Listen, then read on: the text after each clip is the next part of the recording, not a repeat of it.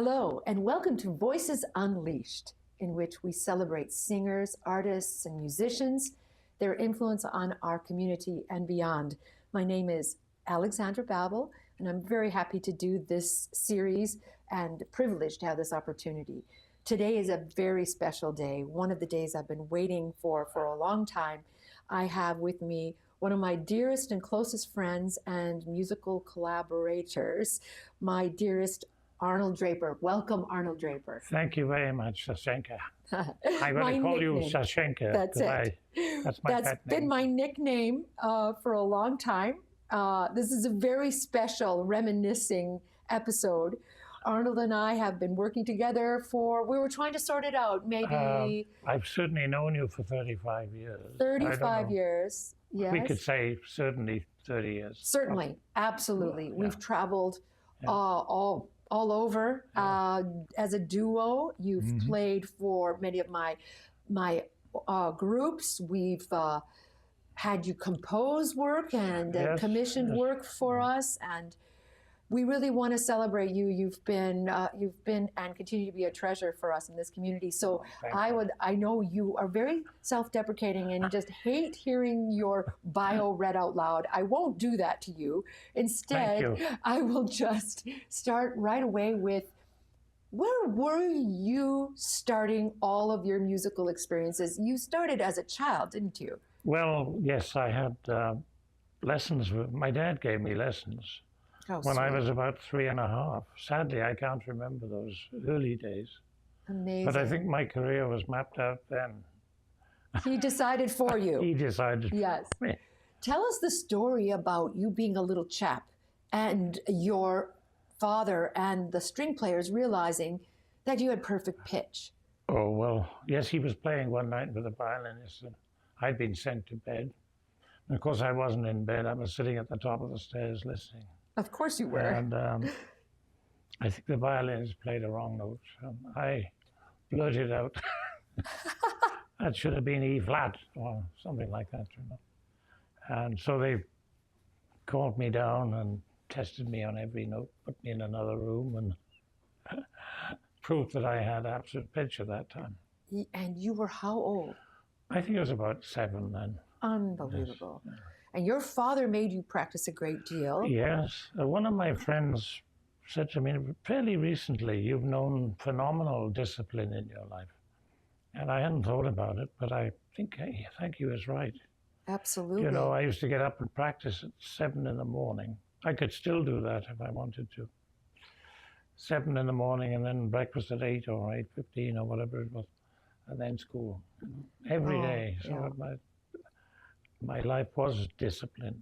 Totally disciplined, and real a series every day of practice and pursuit. I was lucky to have a lesson every day, you know. Yeah, think about that. I mean, in the normal course of events, a kid goes in and practices and makes all sorts of mistakes, I suppose. Once a week. Once a week, they may be corrected. Yeah. Whereas I was lucky enough to be corrected every day. And he made you sight read a lot? Yeah, he always liked to teach with 2 pianos. So sight reading means you've never seen the music before. Yes. You put it in front of the student and say, play. It's like reading. Just read it without having ever practiced. So after my hour's lesson, I would have at least half an hour sight reading something. So I learned the easier Mozart violin sonatas, and the Beethoven and the Schubert sonatinas and things like that. Amazing. And then we often had visitors from London came to stay if they were playing in the opera or playing in the orchestra at the BBC or something like that. Wow. And then if they felt inclined to playing, which musicians don't always want to do. On their time off. On their time off. My dad would say, play a sonata with my son. And amazing. So you were performing at a very early age. Quite early, Wasn't there a piano concerto to be played when you were a lad? I learned the Mendelssohn first piano concerto, the G minor one, when I was 10. Oh my goodness. And it was fun and games. It wasn't hard, you know. I really enjoyed it. Wasn't there a time that came along where you thought maybe you wouldn't like to do this, and then your father said, "Get a job"? Tell us that story. Well, when I was 13, getting into the awkward ages, I decided I didn't want to practice anymore. And so he didn't get mad with me. My dad didn't get mad. He said, well, the butcher, in those days, meat was delivered with kids riding bikes. Yeah. And my dad said, well, you could go and get a job. If you don't want to practice, you could deliver meat, perhaps, at the weekend or something. So he watched me going up the street, and of course I was thinking about this very carefully and decided halfway along that I didn't want to do that. So no, I came back down. The great piece of psychology. He didn't get mad with me. He just said, well, go and get yourself a job. And then you thought about the meat and these bloody papers. Oh, bloody women. And you well, just, in those days. Yeah, you just wrap the meat in paper. The meat was wrapped in newspaper. And then you think to yourself, this is not better than practicing my piano. Thank goodness you made that choice. What a loss that would have been. So then you're finishing your high school, your schooling. Yes, yeah. How did you come into your formal university training, or where did you go from that time? Yes, well, the castle in Cardiff was handed over to the city. The castle in Cardiff, Cardiff Castle. Wales. Cardiff, so Wales. From where you come, you were born in Wales. And yes, I was born there. Yeah. And the Welsh College of Music and Drama was set up in the castle. In the castle. And I was the first part-time student admitted there. Wow. When I was about 11, I suppose. Oh my goodness. And so I was having piano lessons once a week in Cardiff Castle. With your father helping you to practice, and then you had this other teacher. I had Claudia Lloyd, who was a wonderful teacher. Was it lots of technique, arpeggios, scales? Yes, yeah. Yes. Building a foundation of technique? Well, she was a Tobias Maté advocate, really. Beautiful singing touch. Legato playing. Legato playing. Yes. Yeah, which is so important. Beautiful. Well, absolutely, absolutely. So then And then after that, I went to. I went first of all to try to get into Cambridge. I was playing the organ. Oh. We had an organ in school, and they were hoping that I would get an organ scholarship. So I had a wonderful weekend at Gonville and Keys College. But the competition was tremendous. I mean, there were church organists who'd been playing from the age of 3, probably. Yes. Yeah, so I didn't get in there. Sadly, I would have enjoyed going to Cambridge, I think. And nobody, including myself, I didn't think about asking to go as a pianist, which was my first instrument, really. Isn't that interesting? It didn't occur to you to say, can I just switch to piano if I can't get into organ? Yeah. Interesting. So then what? It's one of the big regrets of my life. Oh, my goodness. Then what? So anyway, I went to Cardiff University. Yes. And I studied the piano there with Patrick Piggott, who was another wonderful teacher. And in fact, I continued with him long after my university days because he was so wonderful. But when did you... We became friends. Oh, that's amazing. When did you start to find yourself in the position of accompanist for instruments and singers? Well, I think because of my ability as a sight reader. I mean, I could read pretty well anything. And the BBC. I was a part-time. They didn't have a full-time post, but I was part-time accompanist at the BBC. Oh, that's so amazing. I played for auditions for any instrument. Amazing. They would just throw the music at me. That's what I was going to ask you. Isn't it true that sometimes there was no rehearsal at all? No, you just go in. They put any music in front of you, and there you go. Flute, clarinet, anything. Anything they put in front of you, you're just going to go for it and play it. And that's amazing. What a skill to have. And then you find yourself... Well, I was very lucky with that. You also played for choruses. You've played for some big names. Yes. Benjamin Britton's work? You worked directly with these individuals? I did. I was just, have to stop and think for a second, gather my thoughts. After the BBC, there was a European community youth orchestra that was formed. I don't know whether it's still running now, but because of my BBC connection, they were often, the auditions were held at the BBC anyway, so I played for all those. Wow.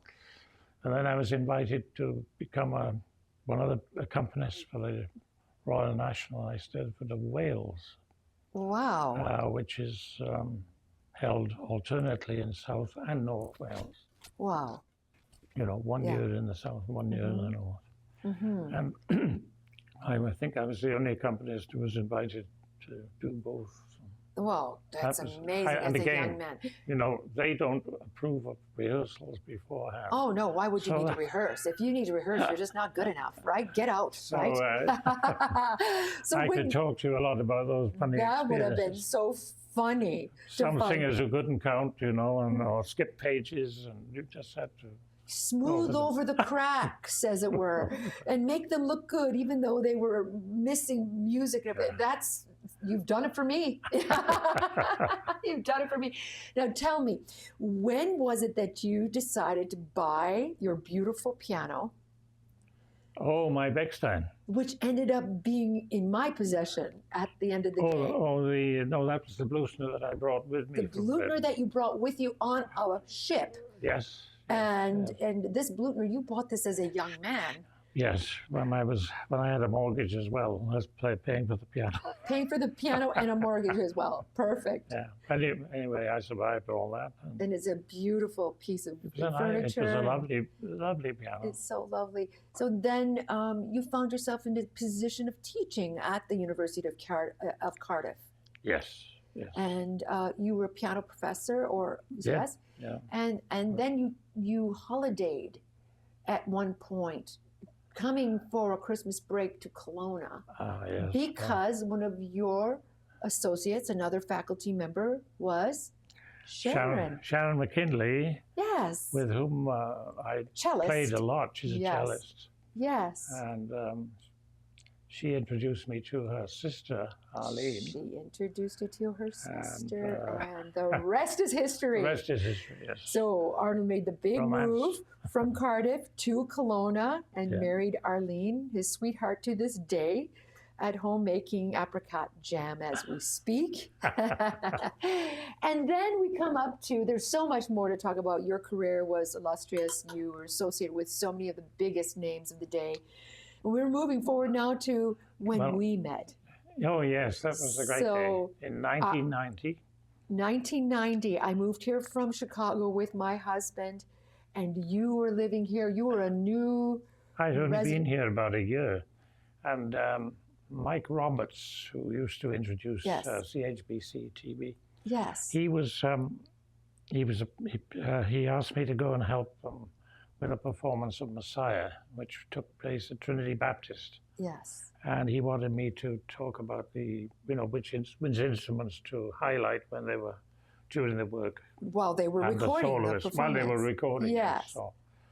And the soprano came to me the day before the concert, I think. She had a strep throat. Oh. And actually 3 of the singers were changed in that quartet. Really? Yeah. The 3 of the soloists? 3 soloists changed after the dress rehearsal? Yeah, I think it was either the tenor dropped out and somebody else. Oh, my word. And the contralto also. Oh, my goodness. Everybody was getting sick at the same time. They were getting sick at the same time. And I said, well, don't worry. I know I've got the perfect soprano for you.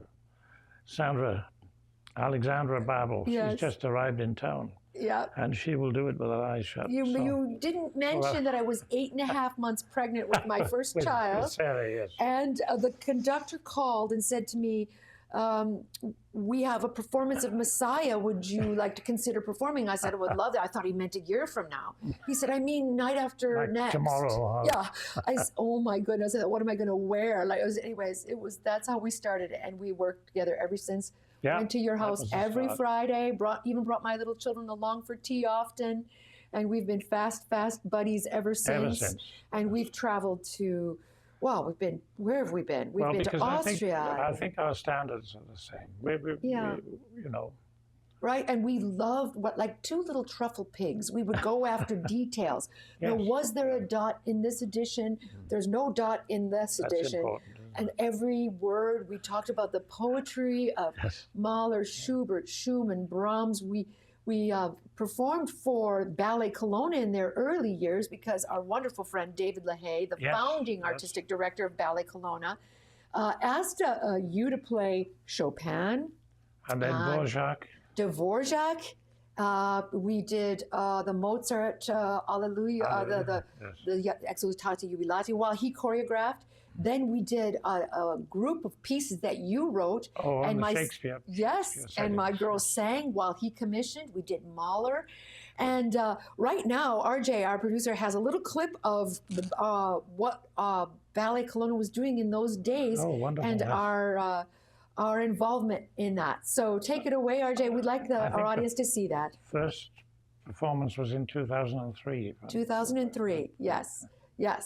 We'll take that little clip now. That the arts community started to talk about when the news came out that Ballet Kelowna might not have a future. So everybody wanted to help and asked what could they do. So we came up with this wonderful idea to do a benefit concert, and what better title than Dancing with Friends and our friends from the arts community. We're going to have members of the Okanagan Symphony Orchestra. We have singers. We have Alexandra Babel singing with Arnold Drapper. We have alumni coming back. Tiffany Bilodeau is going to be dancing The Dying Swan to live accompaniment with Arnold and his sister Sharon.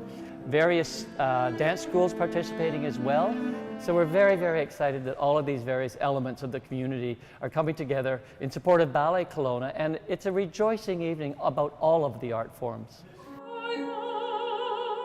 There we go. A little clip of you and me doing some of those early. That was when Ballet Kelowna was sadly almost going under. Yes, I mean every art group has their struggles. Yes, don't forget that we were rather a smaller city at that time.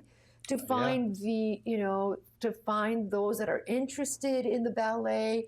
But he stuck it out. Yes. And look at Ballet Kelowna now. I'm so gratified to see them going forward. Wonderful. And I myself, a founding artistic director of Opera Kelowna, you were there for me in those days, setting a very high standard.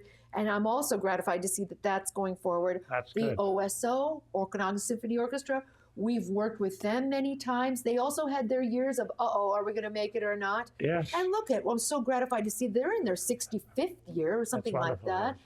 And we just kept going. And I also love the idea that you let me bring my pupils to you and you started working with them.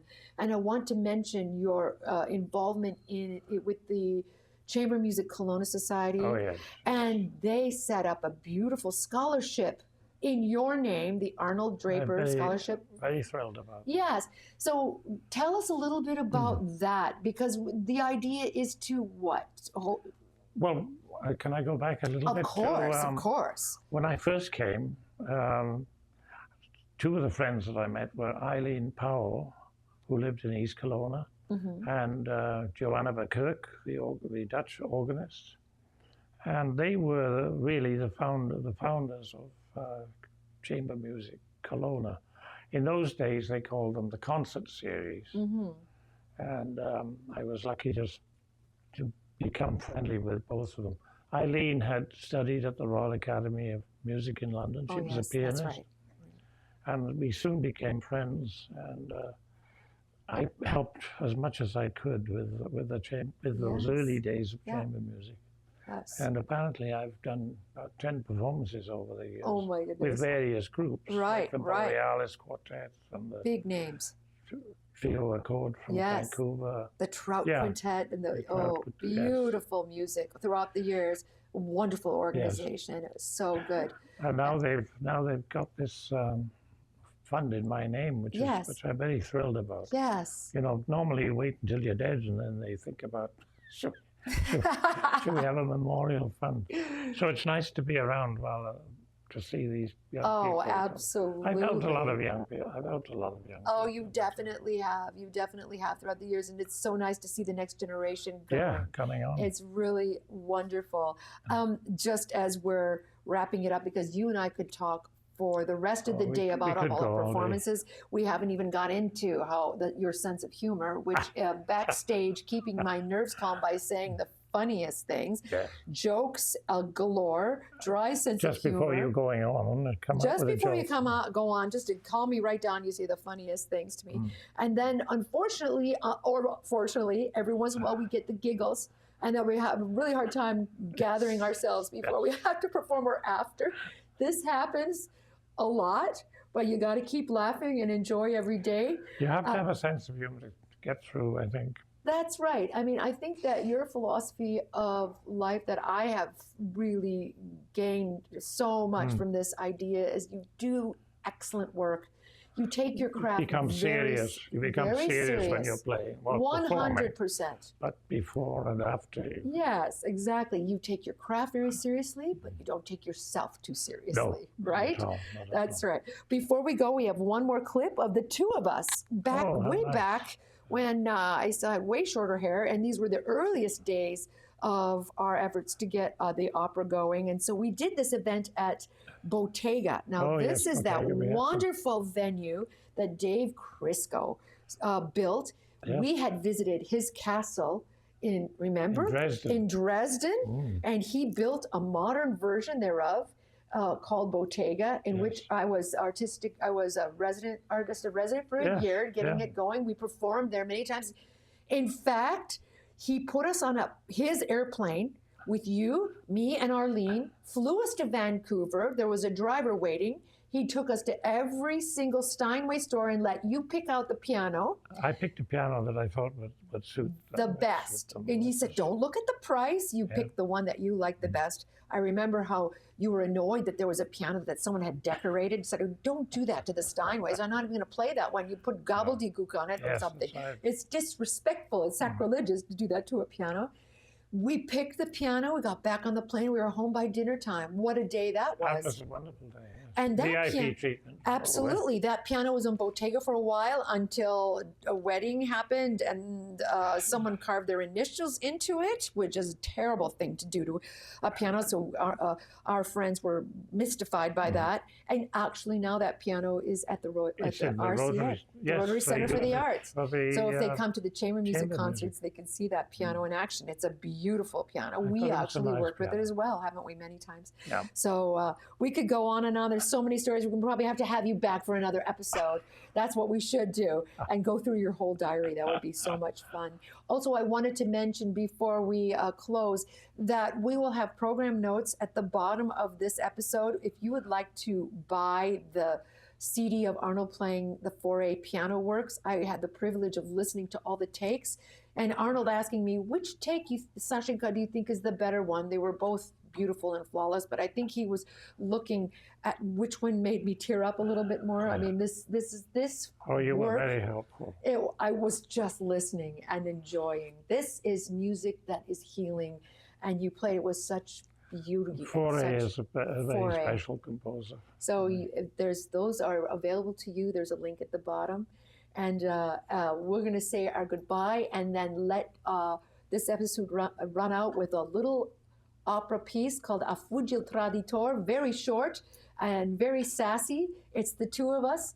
I hope you enjoy. Arnold, thank you so much, my beloved Arnold. My pleasure. For being here with me. And right after we're done here, we'll go for lunch. How's that?